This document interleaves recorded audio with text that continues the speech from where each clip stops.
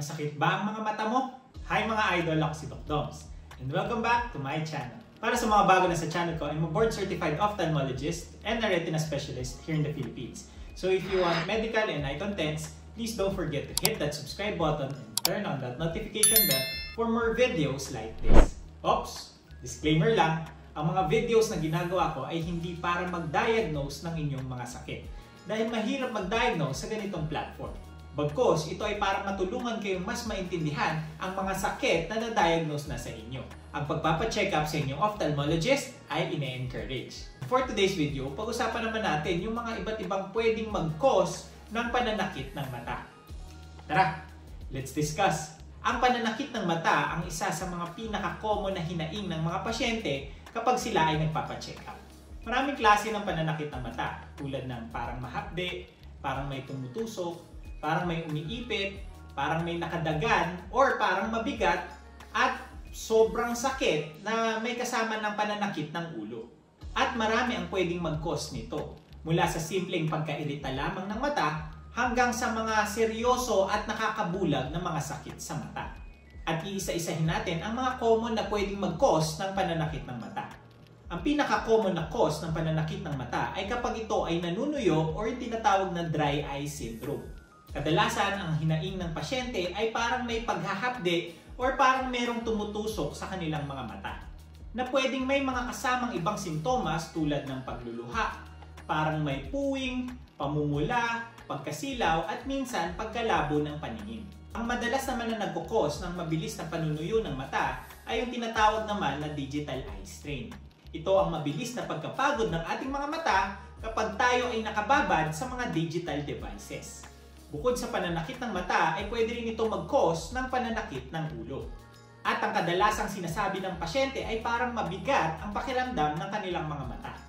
Kapag nakababad kasi tayo sa ating mga digital devices tulad ng cellphone at computer, ay nakakontract or hindi nakarelax ang mga muscles ng ating mga mata na pwedeng mag-lead sa mabilis na pagkapagod nito at pagsakit nito.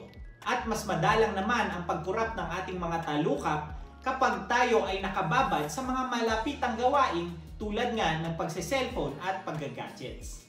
At kapag hindi tayo masyado kumukurap, ito ang nagkukos ng mabilis na pagtuyo ng ating mga mata. May mga nagawa na akong videos about dry eye syndrome at digital eye strain kung gusto nyong malaman kung paano ito gamutin.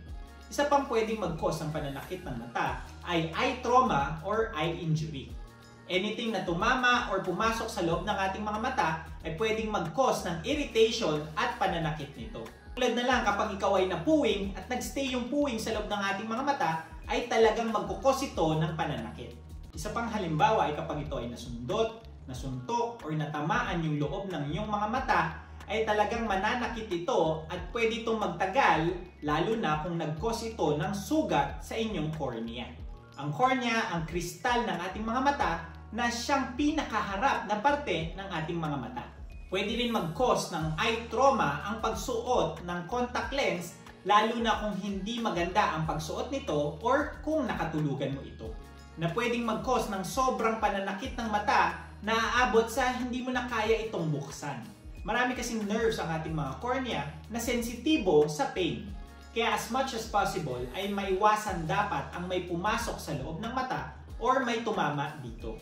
Next naman ay impeksyon, lalo na sa parte ng cornea. Tulad ng sinabi ko ay marami itong nerves na pwede maging sensitibo sa pain or pananakit. Lalo na kapag ito ay nagkaroon ng impeksyon at nagkaroon ng pamamaga or yung tinatawag na keratitis. Kadalasan ito ay dulot ng viral or bacterial infection na pwede talaga mag-cause ng pananakit ng harap na parte ng ating mga mata na sobrang hapde, na pwedeng may kasamang pagluluha, pagmumuta, at pamumula.